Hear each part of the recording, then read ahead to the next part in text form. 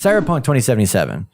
I talked about last week that there was a teaser out there that had a bit.ly link in it that took them to like this really funky, weird picture that said more than meets the eye. I had butchered what it was last week, but it was more than meets the eye. What eventually came to reveal is that there was a Twitch stream that was happening. That Twitch stream garnered almost 500,000 people. The largest Twitch stream that day, more than Fortnite. Surpassed all the Fortnite streams and everything. And it was a 48-minute gameplay reveal of Cyberpunk 2077. Mm-hmm. So what do you think about this? I did enjoy it. This is what I've been waiting for a long time. I wanted to see it in action. The city alone is mind-blowing.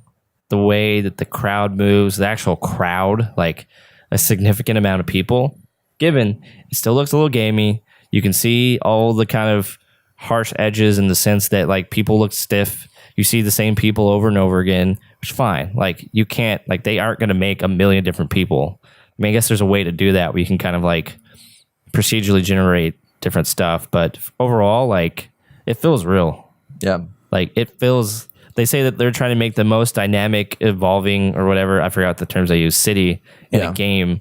And it shows like, to see that, have it everywhere. Yeah, GTA does that, but I don't know. There's just something GTA about that. There's a level of detail to this world that I've never seen in GTA. And to me, GTA is one of the most detailed worlds I've ever seen. Oh yeah, like for sure. They've like built that out incredibly well. And this one, like just when they open that shot, they pull out, they come out of the elevator, they go into that next room, and there's the robot that's on the table or whatever, and they're walking through to like find the guys that they're going after.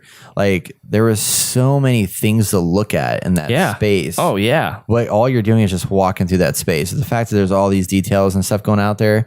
And then once they walked out into the first little like courtyard town part of the town or whatever, where it was like they were up on the second floor looking down into it. People walking by and then going through the crowd and seeing all of that and then jumping in the car and like driving through the city and everything. I was like, damn, there's a lot and it's tight. Like everything's tightly close together. And yes, it is. Very, like there's no spaces that feel like they are just empty spaces for just because every nook and cranny feels like there's a story there. But I think this goes back to one of our old discussion topics about how big a game really should be. Right. Because looking at some of these things, I'm like, man, look at the detail they put. Like this, she was walking down into some underground room or something, and like the guardrail for where this guardrail was broken and bent. I was like, it looked dirty. Like, man, it's been there for like decades, maybe. Who knows? Yeah.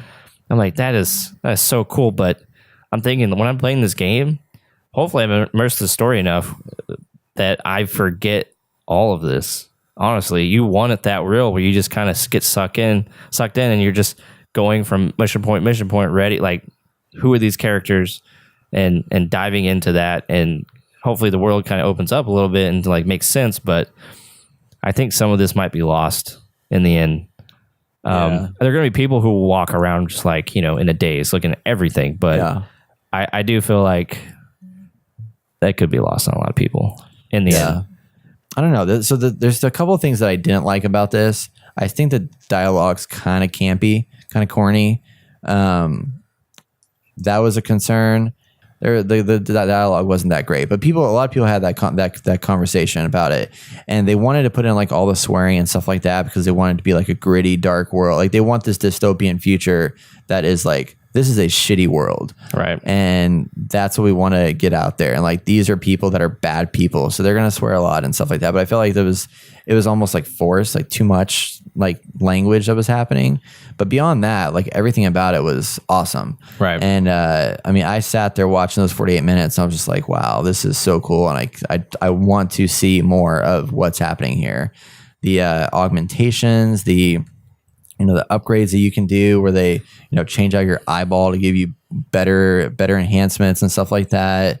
Just the people around you, like the things that they're saying and the things that they're doing, like that's just really interesting to me. And I just can't wait to learn more about what this world's going to become. So what are your reservations about this after seeing all this? Because I have a few. Surprisingly, I have a few. Yeah. But I think my only reservation is that it's like, well, you mentioned earlier that it might be like, I don't ever get invested in big games, and this could run that risk, but I love this style, but it could run the risk of is this too big of a game for me? Like, I don't want to play The Witcher 3 because I know it's a 70, 80 hour commitment. Right. And I never got into that. But there are games that I play like 20, 30 hours. I'll do that. But this world's got me intrigued. So we'll see if that does. That's my biggest reservation is like, I gotcha. What am I going to be getting myself into? Am I going to jump into this game and like play 20 hours of it and find out that there's like 60 more hours that I haven't done? And will that keep me from wanting to play it? That's kind of the concern I have. Gotcha. What do you think about it taking a book from God of War of being one shot the whole time? So first person the whole time. No, it's not first person the whole time. Cutscenes and stuff goes third person. They had that in the trailer. I know that, but they were saying something like how they want to make it as one shot as possible or something like that. Where it's like maybe it's just the games. They like want it to be first person because they want you to feel engaged in the action, more close to the action, everything. Right, and I like that. I think that's good because it's a game. It's a gunplay game. Yeah, for sure. And I want the gun. Like GTA tried first person, they did a shitty job with it. So the fact that they're putting first person first is really cool. And I'm glad, like with the car, like I want to drive the car in first person. I'm glad they put a third person view to the car because like a lot of people don't want to drive in first person. Can't do that shit. But no, I think the first person perspective is the way it should be.